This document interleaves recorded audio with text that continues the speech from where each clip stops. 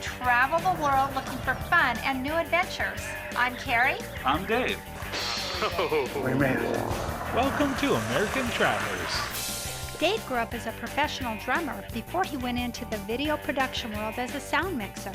Kari followed her mother's footsteps as a nurse. She loves distance running and even finished 2 100-mile races. Our purpose is to show awesome destinations and share our new adventures, We've got a bunch of great stops to show you. We'll give some tips on how to budget your trip. along with some history and culture of each destination. So come join us on American Travelers. Today we're visiting Heavenly Hawaiian Coffee Farms, and truly this is a heavenly coffee.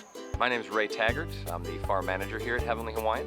It's my job to take care of the orchards, the equipment, facilities, as well as all the people we've got working out in the fields. So Heavenly Hawaiian's a little bit unique because we focus on quality the whole way through. We only do micro roasting, small lots, small batches. We manage 40 acres of coffee, which gives us roughly 20,000 coffee trees. Now it sounds like a lot, but each tree only gives you about 1 pound to 1.5 pounds of dried roasted coffee every single year. And as you can see, we've got to pick it by hand.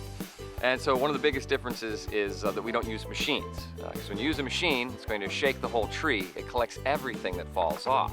You're going to get ripe along with underripe and overripe. Coffee is also a fruit, and like all fruit, only the ripe stuff tastes the best. Aloha, my name is Alex. I'm the Quality Assurance and Shipping Manager here at Heavenly Hawaiian. My favorite roast that we have here is actually our silk medium roast. We also have a couple other things like Kona Coffee butter. It's 100% Kona coffee that we mix together with a little bit of butter and sugar. We do have a Kona Coffee honey that's made right here from our coffee flowers. We have some coffee soaps and coffee candles, as well as some brewing products to help you with any of your brewing needs.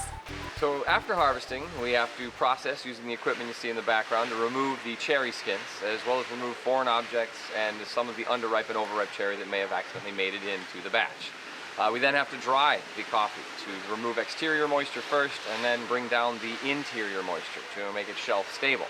So what we have going on in the background right now is beans drying in the sun, and they have to be raked every hour during the day to turn them over so that they dry evenly. What you're looking at here is the parchment bean, as we call it. This is actually the outer layer on the bean that is protecting it while it's drying. Once you're ready, you remove the outer shell.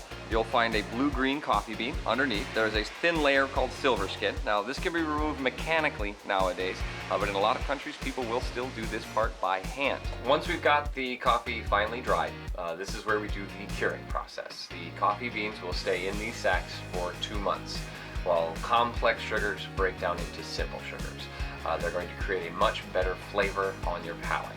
You don't have to wait 2 months. There are people who do it in much shorter times, but it creates a much harsher flavor in the coffee. Now we have the green coffee beans finally. They've been aged, cured.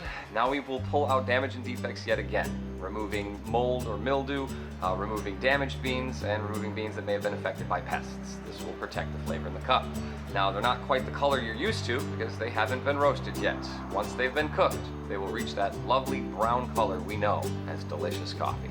So here at Heavenly Hawaiian, we also have a unique program for people. It is our workstay program. We have a space where people can come stay with us on the farm, and in exchange for room and board, all 3 meals, we put you to work. We show you how we do things, we show you how we make amazing coffee, and educate people a little bit more about the farming lifestyle, and help us save a little bit on labor costs as well, which is a struggle for all farmers everywhere.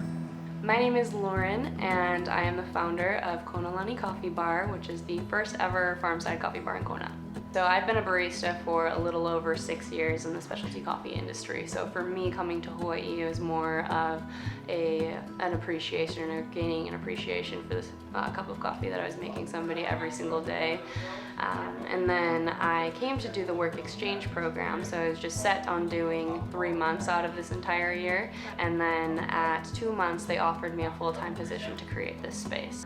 We do specialty beverages such as like pour-overs or different brew methods that you're interested in. We also do cold brew or specialty cold brew, all local or house-made ingredients. The difference between what a lot of people do at home versus what I'm doing here in Kona Lani is that I am getting up to regulated temperature and controlling all the variables between like temperature, grind size, how much I'm pouring onto the water, and really making a more intimate cup of coffee. We have two varieties on our farm. We have what's called a silk or a bold coffee. The silk is the typica plant, which originates from Guatemala. It's more tea-like, kind of soft and silky, whereas the bold originates from Costa Rica and is actually a hybrid between the Costa Rican variety and the Guatemalan variety. That one's going to be a little bit more well-rounded and bold and robust. Our Italian sodas are all house-made or locally sourced ingredients. So we have mangoes that are grown at the base of our property. We also have dragon fruit that are grown at this elevation as well. And then a locally sourced vanilla bean. So Kona Coffee, as opposed to what most people think, is not what we grow, it's where we grow it. We grow dozens of varieties of coffee here in Kona, and they will all taste different than when they're grown anywhere else in the world, because Kona Coffee is a very unique microclimate. Similar to Napa, Bordeaux, or Champagne, except for coffee. It's a unique combination of environment and geology that you will not find anywhere else in the world that leads to very unique properties and flavors in our coffee. If you're looking for Heavenly Hawaiian coffee, you get it directly from us in our gift shop, through our online store at heavenlyhawaiian.com, or through our monthly coffee club, where we will send you the freshest roasted coffee every single month straight to your door at no additional fees, and we do free shipping everywhere in the United States as well.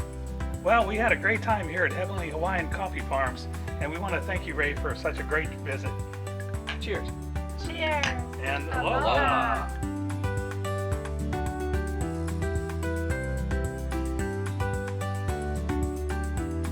No, wait, start, come back, and talk, and then just take off. I'm gonna step off my Oh, cat you box. know what? That's not gonna work.